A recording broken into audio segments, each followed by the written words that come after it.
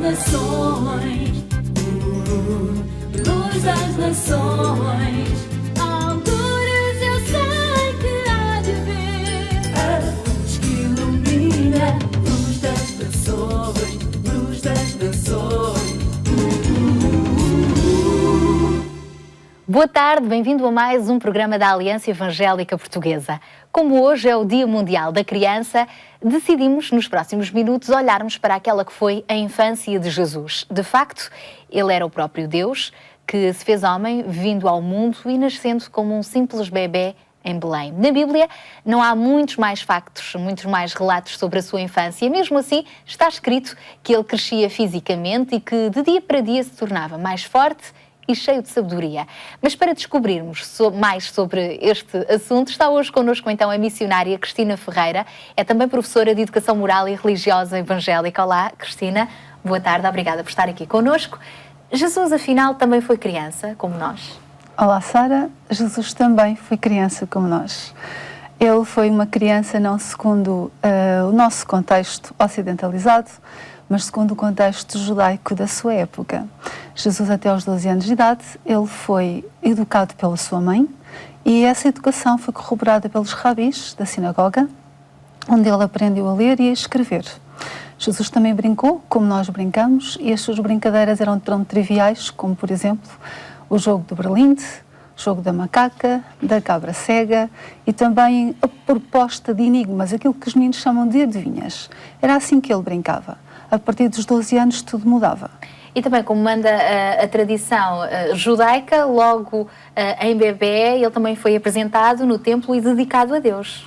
Sem dúvida, o macho primogênito tinha que ser apresentado no templo após o cumprir do 8º dia para a circuncisão e depois mais 30 dias, que eram os 33 dias, que eram os 33 dias da purificação. Então os seus pais o levaram até ao templo para ser apresentado, onde ofereciam 2 rolos ou 2 pombinhas, conforme aquilo que a bolsa pudesse. Não é? No fundo, conforme Jesus foi uma criança, como todas as outras, e cresceu como mandava a cultura judaica daquele tempo. A Bíblia diz-nos também, em Lucas, que ele crescia em sabedoria também, em tamanho, e com a graça de Deus. Diz-nos que a graça de Deus estava sobre ele. O que é que isto significa? Isto significa que o Espírito foi-lhe dado sem medida, não é? A Bíblia diz em Isaías fala muito sobre Jesus. Em Isaías, no Velho Testamento, exatamente, no capítulo 11, no versículo 2, diz que a ele foi dado espírito de sabedoria, de inteligência, de graça, de poder, de fortaleza, enfim, o Espírito foi-lhe dado sem medida. E também quer dizer que ele não falhou o alvo. Jesus não falhou o alvo. Ele foi, tal como dizem em Hebreus, em tudo foi tentado como nós somos tentados, mas a tudo ele resistiu.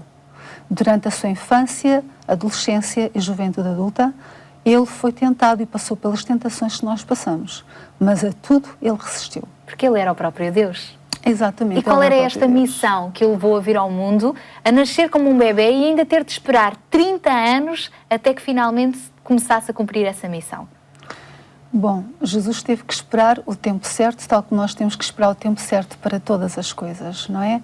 Claro que aos 12 anos há como que uma antecipação, mas ele espera até aos 30 anos para cumprir o propósito de Deus. E não só, Jesus, ele vai cumprir aquilo para o qual ele veio, que é o Filho do Homem, ou seja, neste caso, o Filho de Deus torna-se semelhante ao Filho dos Homens, para que o Filho dos Homens se torne semelhante ao Filho de Deus, não é? Essa salvação nos é dada porque ele em si vai reunir tudo aquilo que era composto, como que a salvação ou o prelúdio da salvação no Antigo Testamento. Ele é o sumo sacerdote, mas ele também é o sacrifício, não é? E Jesus vai morrer por nós, ele vai cumprir o propósito. Ele veio ao mundo verdadeiramente para morrer no nosso lugar e com a sua morte de cruz poder perdoar também os nossos pecados. O mesmo Jesus que depois também ressuscitou e hoje vive para sempre. E é maravilhoso pensarmos nesta esperança que Jesus nos traz, tudo aquilo que Ele nos ensina, e já que hoje é o Dia Mundial da Criança, e a Cristina também trabalha diariamente com crianças, qual é a importância de nós ensinarmos aos nossos pequenos, logo desde cedo, quem é Jesus e eles terem contacto também com a Bíblia? Bem, a Bíblia diz para nós ensinarmos ao menino o caminho em que ele deve andar, que nem quando for velho ele irá se desviar dele, não é? Nós sabemos que algumas pessoas se desviam, mas elas também testemunham que essa mesma palavra irá persegui-los para o resto da vida. Eles bem que tentam fugir dessa palavra, mas não conseguem. Vezes, não é? Exatamente, eles não conseguem, mesmo desviados muitos do caminho do Senhor, eles não conseguem esquecer a palavra de Deus. Ora, eu, na qualidade de professora de Educação Moral e Religiosa Evangélica, aquilo que eu vejo é que não há esperança. As crianças estão nas escolas sem esperança. Muitas vezes o insucesso escolar está associado a isso.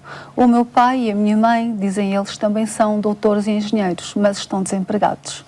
Portanto, eu estou a estudar para quê? Os tempos são trabalhosos. A profecia que diz que os finais dos tempos seriam trabalhosos está-se cumprindo. Nós estamos em plena vigência dessa profecia. Então, torna-se sumamente importante levar os meninos, encaminhá-los no caminho de Deus, não é?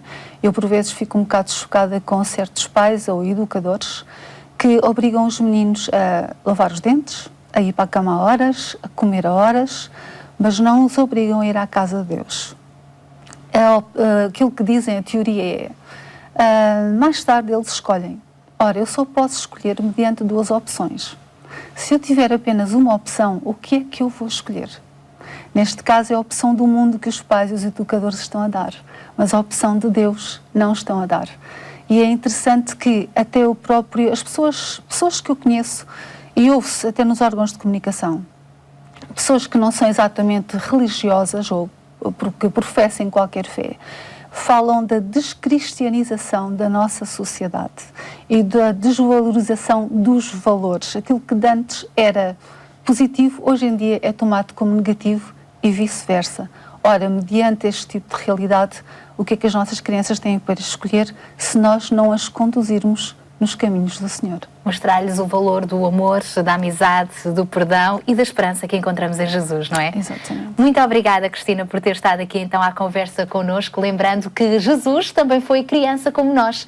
Ele cresceu em tamanho, cada vez mais forte e cheio de sabedoria, e a graça de Deus estava sempre com ele. Sendo o próprio Deus, Cristo soube esperar até aos 30 anos para iniciar o seu ministério e revelar-se como o Salvador da humanidade em tudo. Ele é o nosso exemplo e não há nada melhor do que partilhar com as nossas crianças desde cedo as histórias bíblicas, os teus princípios e valores que os vão poder ajudar nas escolhas mais tarde. A propósito, temos hoje para lhe oferecer um livro de vida para os mais novos. Para o receber, basta então contactar-nos para os telefones e endereços em rodapé e diga-nos para que faixa etária gostaria de receber este livro de vida com as histórias da vida de Jesus. E visite-nos também em portalevangelico.pt. Nós voltamos a estar consigo logo à noite na rádio, na Antena 1, às 22h45 e regressamos também aqui à RTP2 na próxima terça-feira. Até lá, se Deus quiser.